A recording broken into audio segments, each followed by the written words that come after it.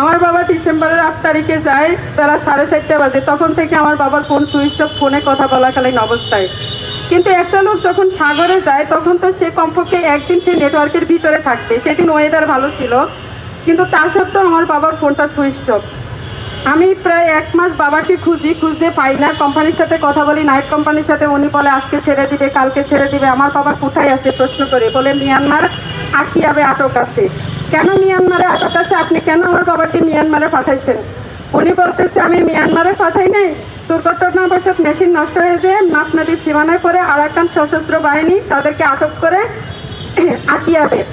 আকিয়াব থেকে মংডুতে নিয়ে যায়। মংডু থেকে বর্তমানে উনি 4 মাইলে আছে।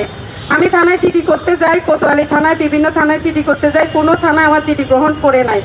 অবশেষে আমি জানুয়ারি মাসের একটা অভিযোগ করি কোতোয়ালি থানায়। অভিযোগও আমি সঠিক তথ্য পাই না, আমার বাবা কোথায় আছে আমি যথেষ্ট প্রমাণ পাই না। কিন্তু মৌখিকভাবে আমি জানছি আমার বাবা মিয়ানমার আরাকান সশস্ত্র বাহিনীর হাতে। আমি পররাষ্ট্র মন্ত্রণালয়, স্বরাষ্ট্র মন্ত্রণালয়, এম্বাসিতে আবেদন জমা দেয়, কাগজপত্র, ছবি, 11 জন জেলের, আমার বাবা সহ 11 জন জেলে সবার ছবি, কাগজপত্র জমা দেয়, কিন্তু এখনো পর্যন্ত আমি সঠিক তথ্য পাই নাই। অবশেষে আমি এপ্রিল মাসের 9 তারিখে চিঠি করতে গেলে কোতোয়ালি থানা থেকে একটা চিঠি লিখে দেয়। আমার বাবা নিজের অজান্তেই হারিয়ে যায়। আমার প্রশ্ন থাকছে, আমার বাবা নিজের অজান্তে কিভাবে হারায়? সে কি মেন্টালি সমস্যা? আমার বাবা না হয় নিজের অজান্তে হারিয়ে যায়, তাহলে 11 জন ছেলে এরা সবারই কি মেন্টালি সমস্যা? আমার প্রশ্ন থাকে। এই প্রশ্ন নিয়ে আমি টিভিতে কমিশনার স্যারের সাথে দেখা করি। স্যার, আমার বাবা তো মেন্টালি না, আপনার কোম্পানির টাকা আছে বলে কি উনি বিচার পাবে? আমি বিচার পাবো না, আমি অসহায়, আমরা 5 জন, আমার কোনো ভাই নেই, বাবাই একমাত্র অবলম্বন। এরপরে আমি মামলা দিলে মামলা আসামি জবানবন্দি দেয়, উনি মিয়ানমারই বর্তমানে আছে আরাকান সশস্ত্র বাহিনীর হাতে। কিন্তু আমার কাছে যথেষ্ট প্রমাণ নাই, যথেষ্ট প্রমাণ দিতে পারে না সত্ত্বেও আসামি ছাড়া পায়, জামিন পায়।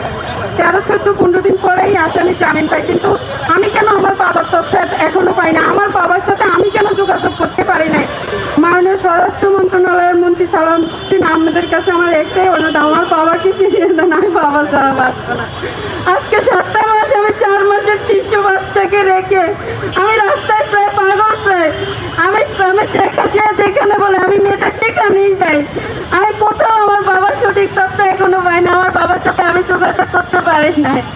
আপনারা বলেন একটা অসহায় মেয়ে তার বাবার জন্য এতটা কান্নাকাটি, এত একটা অসহায় পরে আজকে 7টা মাস ধরে আমি দৌড়াচ্ছি, এখনো বাবার সঠিক তথ্য হয় না। বাবার সাথে কি ঘটেছিল, বাবা কোথায় আছে? আপনারা আমার বাবার সাথে যোগাযোগের ব্যবস্থা করে দেন এবং বাবাকে ফিরিয়ে দেওয়ার ব্যবস্থা করে দেন। আপনাদের সবার কাছে আমার একটাই অনুরোধ।